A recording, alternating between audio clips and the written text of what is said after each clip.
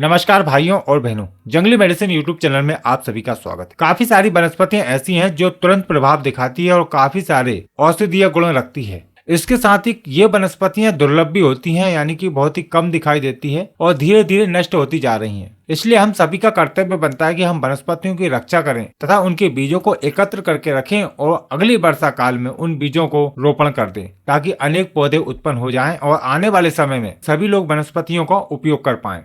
इस वनस्पति का नाम है भारंगी और इसकी कई प्रजातियां पाई जाती हैं और इन सभी का औषधीय गुण एक दूसरे से काफी मिलता जुलता है, इसलिए आप किसी का भी इस्तेमाल कर सकते हैं। सबसे पहले हम आपको इस पौधे की पहचान करा देते हैं ताकि इस वनस्पति को पहचानने में आपको सुविधा हो। भारंगी का पौधा बहुवर्षायु होता है और ये वर्षा काल में दिखाई देता है। वर्षा काल में इस पर पत्ते आते हैं। अगस्त से सितंबर तक इस पर फूल लगने लगते हैं। इस पर इस तरह के गुच्छों में फूल लगते हैं। यह लाल कलर की भारंगी है जिसपे नीले और सफेद रंग के पुष्प खिलते हैं। इसका जो तना होता है वह चौकोर होता है और तने के चारों तरफ इसके पत्ते लगते हैं। इसके पत्ते बहुत ही बड़े बड़े भी हो जाते हैं जो तने के आमने सामने की तरफ लगते हैं।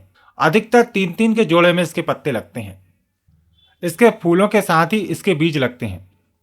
और ये वाला जो आप भारंगी देख रहे हैं ये सफेद रंग का है। इस पर इस सफेद रंग के फूल लगते हैं और ये फूल बहुत ही लंबे होते हैं। यदि आप इन फूलों को खींचेंगे तो इन फूलों के अंदर आपको एक धागे जैसा तंतु नजर आएगा। सफेद भारंगी के पत्ते भी तने पर लगते हैं और यह भी 4-5 फीट तक का ऊंचा हो जाता है, लेकिन इसके पत्ते आकार में कुछ छोटे होते हैं। अलग अलग क्षेत्रों में अलग अलग नाम से इस भारंगी को पहचाना जाता है। तो आपकी जानकारी बढ़ाने के लिए हम आपको इसके कुछ नाम बता देते हैं। संस्कृत में इसको ब्रह्माणी, भंगड़ी, शुक्रमाता, कासघरी, हिंदी में भारंगी, भाड़ंगी, बनभेट, उर्दू में भारंगी, गुजराती में भाड़ंगी, तमिल में चेरुटेकू, नेपाली में चूया, मराठी में भाड़ंग आदि नाम से जाना पहचाना जाता है। नामों की अधिक जानकारी के लिए आप वीडियो का डिस्क्रिप्शन भी चेक कर सकते हैं। और इसका वानस्पतिक नाम है क्लीरोडेंड्रम सेरेटम। अब आप भी हमें कमेंट करके बताएं कि आप कौन से क्षेत्र में इसको क्या नाम से जानते हैं और आपने कौन से रंग का भारंगी देखा है। दोस्तों, हमारे चैनल पर दुनिया भर की जड़ी बूटियों की पहचान और उनके औषधीय फायदे बताए जाते हैं। यदि आपने अभी तक हमारे YouTube चैनल को सब्सक्राइब नहीं किया तो हमारे चैनल को सब्सक्राइब करें और सभी प्रकार के नोटिफिकेशन पाने के लिए बेल आइकन को जरूर दबाएं। इस वीडियो को लाइक कीजिए और देखते रहें। आयुर्वेदिक मत अनुसार भारंगी कफ वात शामक, दीपन, पाचन, शोधहर, रक्त शोधक, कफघन, श्वासहर तथा ज्वारघन होती है। यह सर्दी, जुकाम, खांसी, बुखार, पेट के कीड़े, नए पुराने घाव, जलन आदि को दूर करने वाली होती है। भारंगी की जड़ उत्तेजक, दीपन, कटु, पौष्टिक, कफ विकृति, यकृत विकृति, श्वास, कांस तथा ज्वार शामक होती है। चलिए अब भारंगी के कुछ औषधीय प्रयोग जानते हैं जिनकी सहायता से आप विभिन्न प्रकार के रोगों को दूर कर पाएंगे। ध्यान पूर्वक वीडियो को देखिएगा। भारंगी कफ और वात शामक होती है, इसलिए यह दमा और खांसी के लिए रामबाण औषधि का काम करती है। भारंगी की जड़ और सौंठ को बराबर मात्रा में लेकर कूट पीस कर बारीक चूर्ण बनाकर रख लें और 2-2 ग्राम चूर्ण गुनगुने पानी के साथ सुबह दोपहर शाम सेवन करने से पुरानी से पुरानी खांसी, कफ के रोग और दमा ठीक हो जाता है।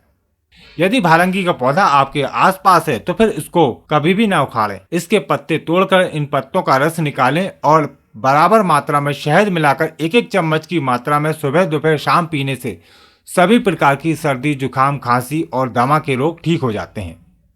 भारंगी का इस तरह भी प्रयोग किया जा सकता है। इसके पंचांग का काढ़ा बनाकर सुबह शाम पीने से भी सभी प्रकार के कफ के रोग ठीक हो जाते हैं। जिन व्यक्तियों को टीबी की बीमारी है और काफी सारा इलाज कराने के बाद भी लाभ नहीं हो रहा है तो भारंगी की जड़ का चूर्ण 1 ग्राम और सौंठ का चूर्ण 1 ग्राम दोनों को शहद में मिलाकर चाट लें और ऊपर से गुनगुना पानी पी लें। ऐसा लगातार कुछ माह तक प्रयोग करने से राज यक्षमा यानी कि टीबी की बीमारी पूरी तरह ठीक होने लगती है।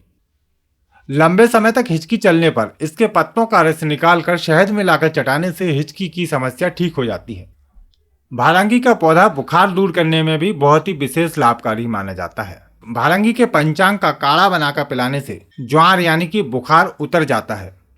मलेरिया रोग को दूर करने के लिए इसके पत्तों की सब्जी बनाकर खाना चाहिए। इसके कुछ आयुर्वेदिक योग भी हैं जिनकी सहायता से आप बुखार और श्वास संबंधी बीमारियों को दूर कर सकते हैं।